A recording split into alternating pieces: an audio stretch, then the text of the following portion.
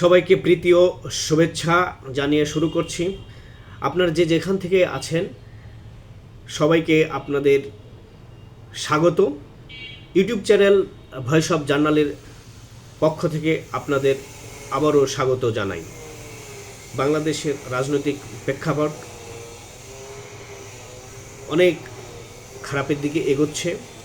যে যাভাবে একেবারে তার মত প্রকাশ করতেছে, কিন্তু বাংলাদেশের এই যে আগামীর ভোট হবে, সে ভোটটা আগামী ফেব্রুয়ারিতে যে ভোট হবে, সে ভোটটা নিয়ে এখন অনিশ্চিত দেখা দিয়ে গেছে।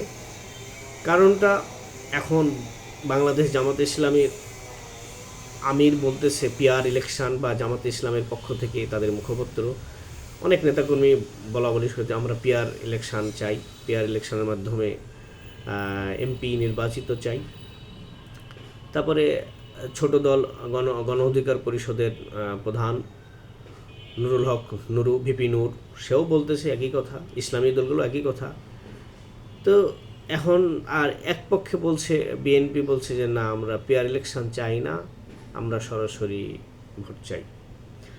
এখন কার পাল্লা ভারী, এখন এটা বাংলাদেশের জনগণই সঠিক সিদ্ধান্ত নেবেন। তবে আমরা মনে করি যে বিএনপি একটা বাংলাদেশের বড় রাজনৈতিক দল। আগামীতে একটি ইনক্লুসিভ নির্বাচন করতে হলে আওয়ামী লীগকে লাগবে। আওয়ামী লীগ ছাড়া যদি বিএনপি ভোট করে, বিএনপি কিন্তু খুব ভালোভাবে সরকার চালাতে পারবে না। কারণটা হচ্ছে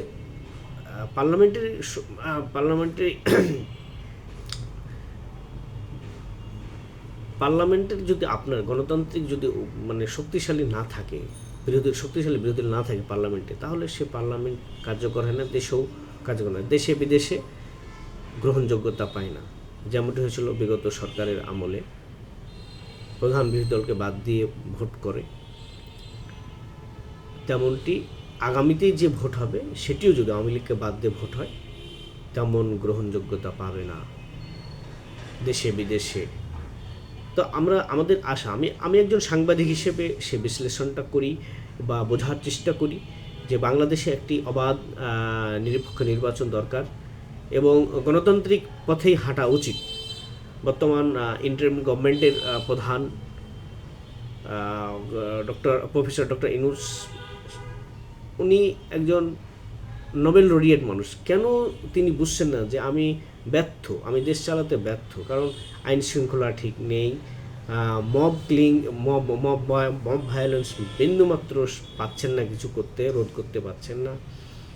তিনি ছাত্র দ্বারা নিয়োগকৃত প্রধান উপদেষ্টা।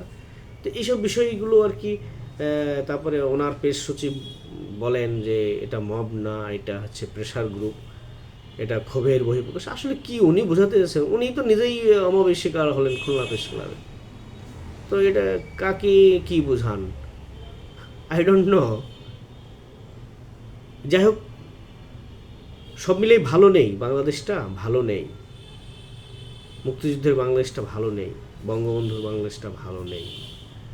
তো আমরা চাই সবাই মিলে আগামীর বাংলাদেশ গড়তে হলে একটা ভালো নির্বাচন দরকার। ইনক্লুসিভ নির্বাচন অর্থই সব দলের অংশগ্রহণ। আপনি একে ওকে বাদ দিয়ে নির্বাচন করলে আপনার সেই নির্বাচন গ্রহণযোগ্যতা পাবে না। তবে ষড়যন্ত্রর ফাঁদ পেতেছে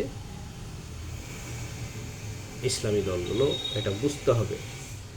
এটা বিএনপি যদি না বুঝতে পারে, বিএনপি তো উপর ভাসছে, আমরা চলে এসেছি ক্ষমতা, কিন্তু আসলে ষড়যন্ত্রের শেষ তো নেই, ষড়যন্ত্র দেখতে হবে। তা সেক্ষেত্রে আওয়ামী লীগকে দরকার, এবং আওয়ামী লীগ ছাড়া এদেশে ভোটের গ্রহণযোগ্যতা পাবে না।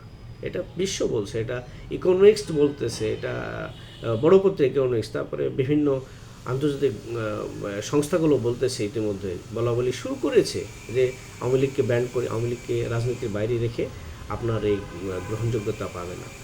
তো এক প্রকার আওয়ামী লীগকে নিষিদ্ধ করে ডক্টর ইউনূস বিপাকে পড়ে গেছেন। এখন ধরি মাছ না ছুঁই ভাই, কী করবেন উনি? কিছুই বুঝতেছেন না। একটা বাচ্চা শিশুর মতো আচরণ করতেছেন।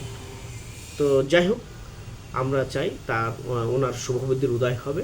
আওয়ামী লীগকে যে নির্বাহী আদেশে ব্যান করেছে সেটা উড্ড করে আওয়ামী লীগকে তার সাংগঠনিক কার্যক্রম পরিচালনা করার জন্য সুযোগ দিতে হবে। আর যাদের বিরুদ্ধে অপরাধ আছে, হ্যাঁ, আমরা যারা দুর্নীতি করছে, অনিয়ম করছে, তারপরে জুলাই অভ্যুত্থানে কোনো যদি সংশ্লিষ্ট থাকে, খুন হত্যা, সেটা বিচার হোক, আইনগতভাবে সেটা লড়াই করার সুযোগ দিন তাদেরকে।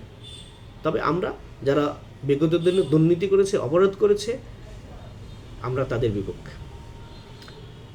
আমরা সুশাসনের পক্ষে এবং দুর্নীতির বিপক্ষে। আমরা সুশাসন চাই, আমরা সুশাসনের পক্ষে লড়াই করে যাব অ্যাজ এ মুক্তিযোদ্ধার সন্তান হিসেবে। সবাইকে ধন্যবাদ।